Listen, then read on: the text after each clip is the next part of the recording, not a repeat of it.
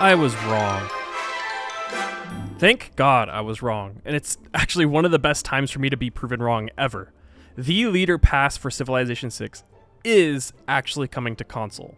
Yes, finally, nearly a year after its initial announcement back in November, where Firaxis stated that it wasn't coming to console, it's here. Alright, that's it. That's the video. See you later. Just kidding. There are two parts to this video. The console section of the game being released in a surprise balance patch, literally right after I released my final tier list? Come on. Come on, Firaxis. While it wasn't necessarily Firaxis' fault that it wasn't released initially on console, see my video why here, third-party developers. It's nice to see that they were able to ship out the game in the exact same way they did to PC users.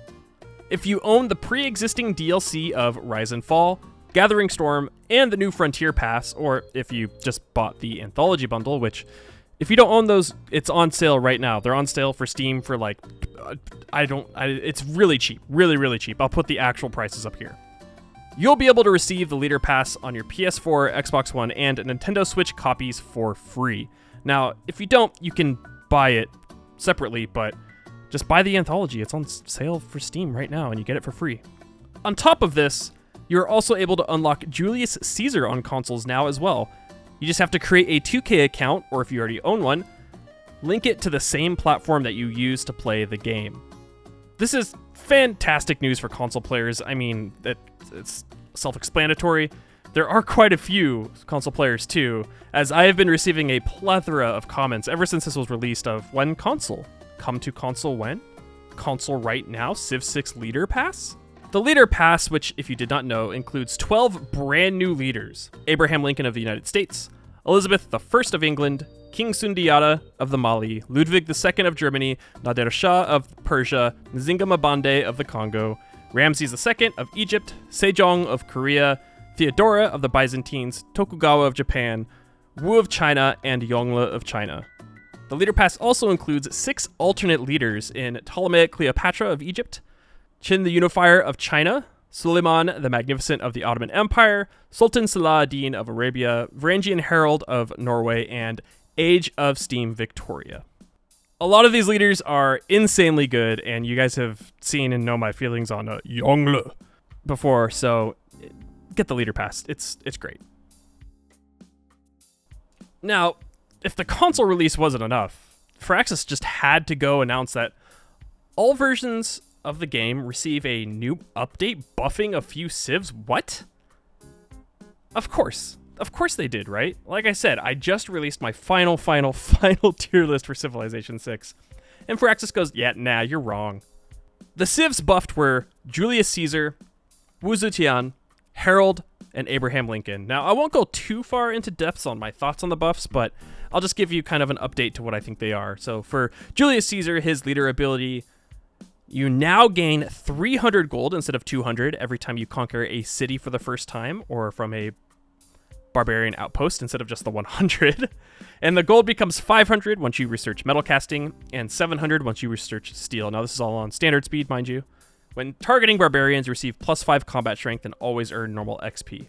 That's a really good buff. I don't know if it like puts Julius like in B tier, but it gets pretty close to that. 300 gold from a barbarian outpost is if you clear a barb outpost in the beginning of the game, you can basically get a free settler from that. So that's kind of crazy. This is another one of those things where, like I said, if it's a leader that is obviously meant to be played with game modes, so keep that in mind. If you don't have the New Frontier Pass, but you buy the Leader Pass and you play with Julius Caesar, you're going to be missing out on a lot because you can just farm Barbarian Clan outposts with this if you have the Barbarian Clan game mode.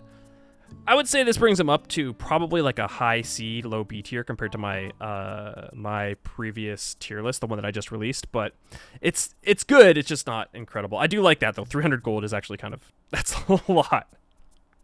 Now, for Wu, you guys all know my feelings about her, but this one's actually pretty nice. All spies operate at one level higher. That's not just offensive. Like before, it was offensive spies. Now it's all spies, so that includes defensive spies.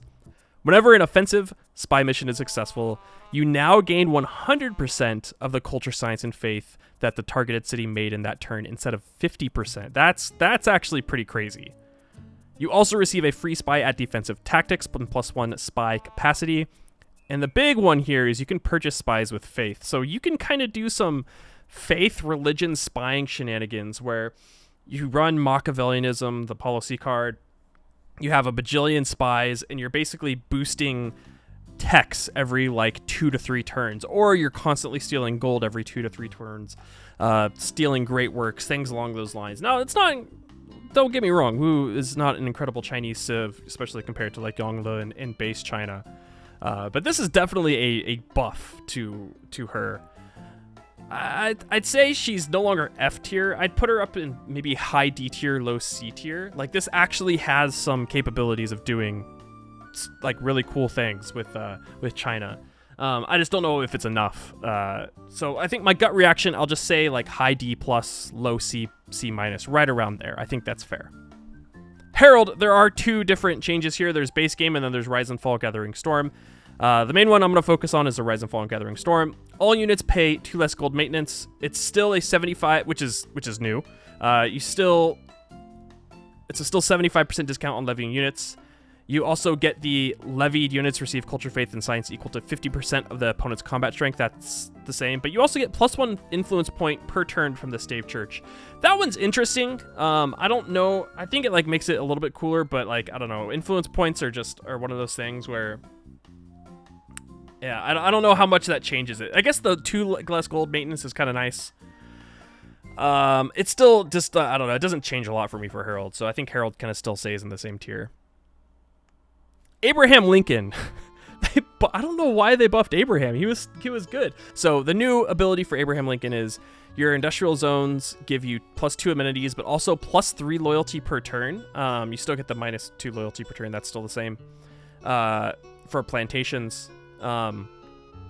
You also receive a free melee unit after constructing industrial zones in their buildings. That's still the same, and the free unit does not require resources. So all of that is still the same. The only thing is that you get +3 loyalty per turn. So your industrial zones just negate your plantation loyalty per turns, basically, is what this is. This is weird. This is an interesting... I don't think Abraham needed to be buffed. I thought he was just in a really good place. So this is just a really weird buff, I guess. Maybe it's just to help with the... loyalty, I don't know, but +2 amenities and +3 loyalty per turn for industrial zones. It's just a nice little buff. He stays this. I mean, honestly, he still stays the same. It's not like he gets any like crazy better. It's just a little quality of life buff, being like, all right, don't really worry about plantation loyalty, I guess. I don't know why they did that. It's a weird change, but I mean, it's a free change. I'm not gonna. What can I say? There were also a few AI updates as well. They updated Zingamabonde's preferred settlement placement, as well as fixing an issue that prevented barbs to spawn properly on a mortal. They also added a couple achievements. So they've added the victory achievements for the leaders in the leader pass. Also, Abraham Lincoln can no longer complete the Mana Plana Canal Panama achievement at Teddy Roosevelt, which makes sense. I mean, it's achievements. They're silly, so it's fine. A couple bugs were fixed as well. Apparently, there was a issue where dams could not be repaired. I haven't seen that one. There's also an issue where the Suleiman secondary agenda was not working properly. I also haven't seen that. So that's just, I guess that was happening.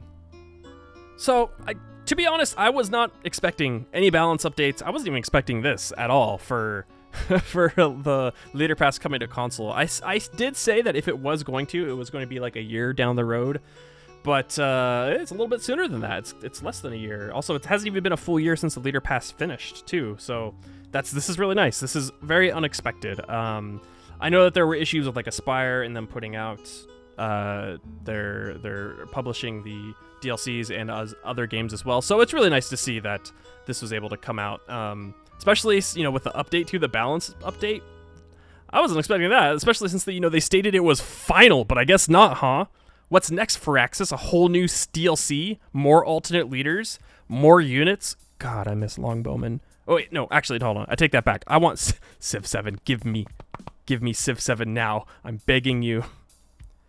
honestly, it is nice to see that even after 7 years since this game has been released, there's still love being poured into it, even if it's a small amount. The Civ community, I mean, we can be very critical of Firaxis and 2K when it comes to Civ, and sometimes it's rightfully so. I mean, multiplayer desyncs are still an issue. But in this day and age, it's honestly really rare to have a company that's still putting out content or even making small balance patches this far into a game's cycle. I think that point really isn't being made enough. Most of the times you see online is just, you know, oh, Firaxis this, Firaxis that. But it's also, they could just be like, nope, we're done, nothing else, sorry, that could be it, and we could just have a broken game. So I think that really isn't said all that much. All in all, it is nice to see that they're bringing content, all of their content, to consoles and not just leaving it to PC players.